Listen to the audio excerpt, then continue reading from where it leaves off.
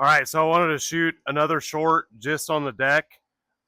We've done a bunch of different decks, kicked around running boards this way, running boards this way, the deck boards, breaking it up because you need the lateral support going this way.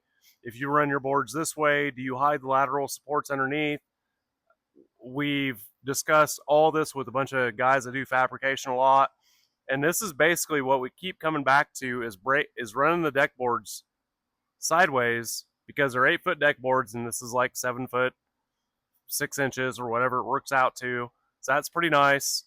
And then putting beefy lateral supports in the side that breaks it up and it gives it a really nice appearance. But what we did different on this one is we beefed up the lower supports from 1 inch to 1.5 inches.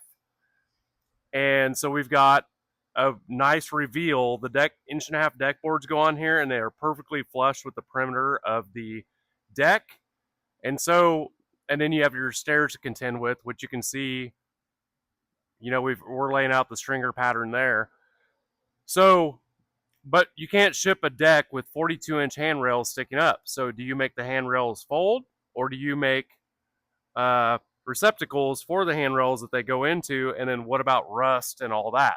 So these handrails are going to go into receptacles, and we'll have those open or bolt holes in them or drain holes, and then we'll provide the customer clear silicone once they put those on there. But these are all the things you have to think about. We have used shipping container clamps to where you can build a deck with rigid handrails that don't fold or bolt on, and then clamp the deck on when you get there. But if you don't have the equipment to put that deck on top, then that doesn't do you much good. I mean, a lot of people don't have 96-inch forks to put a deck on top. Of course, you could use a forklift and strap it on there and put it on top, but a lot of people just don't have the equipment to put a deck on top of a container. So folding handrails or handrails that go into receptacles are pretty much what you are left doing. So you're fighting the bounce of the deck, spanning 20 feet, and then the rigidity side to side, the handrails. So there's a lot more that goes into building a nice deck than just welding a 20-foot frame and slapping some metal in there. So this is kind of what we've got so far. And I do like the 1.5 inch boards, cedar tone from Menards. They've got a really nice appearance to them. So that's the deck boards we're going to use, and those are right here.